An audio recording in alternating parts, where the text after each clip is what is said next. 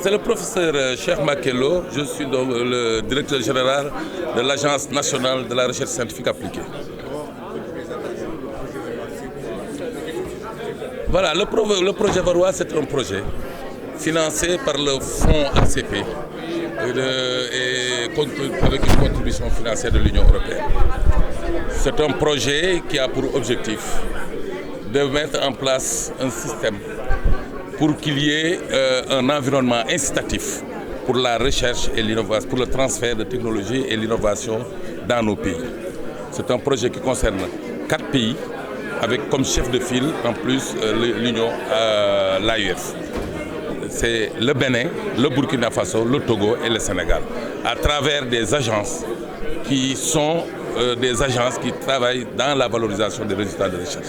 C'est notamment l'Agence nationale de la recherche scientifique appliquée du Sénégal, l'ABREVIT, qui est l'agence béninoise pour la valorisation des résultats de recherche, l'ANVAR, qui est l'agence nationale de la valorisation des recherches du Burkina Faso, et enfin la direction de la recherche scientifique et technique du Togo.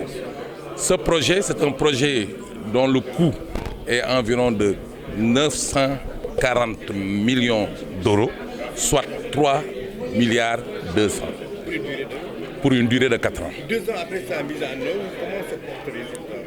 Mais nous avons eu plusieurs réunions déjà, avant d'arriver à cette réunion qui va aussi évaluer le bilan à mi-parcours. Mais ce que nous pouvons dire, c'est que tous les projets sont en train d'avancer. Et nous avons pu, dans tous les pays, leur faire bénéficier d'un encadrement. Si je prends par exemple l'exemple du Sénégal, où 4 projets aujourd'hui sont mis en place et sont en train d'être encadrés par le projet. Il s'agit d'abord d'un projet sur la médecine traditionnelle qui est logé à l'université Gaston Berger. Il s'agit d'un projet appelé APEX qui est logé à l'ISRA. Il s'agit aussi d'un projet qui est piloté par l'ESP sur un forum sur les matériels innovants qu'on doit organiser notamment en novembre 2023. Mais également, il y a un projet piloté par l'UVS sur un dispositif d'information et de formation. Quelles sont les principales composantes de ce projet? Les principales composantes? Les principales composantes, c'est que d'abord, il y a la formation, parce qu'il fallait dans un premier temps que dans nos pays, beaucoup de chercheurs ne sont pas au courant de la politique de recherche. Donc dans un premier temps, il fallait informer, il fallait former, notamment sur la propriété intellectuelle de nos chercheurs. Le deuxième volet s'occupe de mettre en place des dispositifs pérennes, c'est-à-dire des dispositifs qui vont permettre de pouvoir assurer ce transfert de technologie. Et troisièmement, il fallait mettre en réseau les différents acteurs de l'écosystème de la recherche scientifique, notamment les chercheurs, la société civile, mais également les entreprises. Le nombre exact? Le nombre exact de chercheurs à former? Le nombre exact, c'était environ 1500. Ça dépend des rubriques, des thématiques. Mais pour chaque thématique, nous avons un nombre très élevé de formation de ces chercheurs. 1500, oui. Combien avez-vous pu former depuis la création? Je ne peux pas. Combien vous avez pu former parmi les 500? Les 1000?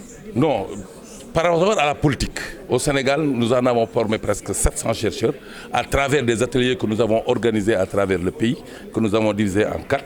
Et par rapport aussi maintenant aux autres formations, nous avons formé au moins 1500 sur la propriété intellectuelle et sur notamment même la labellisation. Si on fait le total, vous avez formé combien de chercheurs? Plus de 2000 ont déjà été formés. Au niveau national? Au niveau national. Voilà. D'accord. C'est l'importance de la recherche et de l'innovation dans les politiques.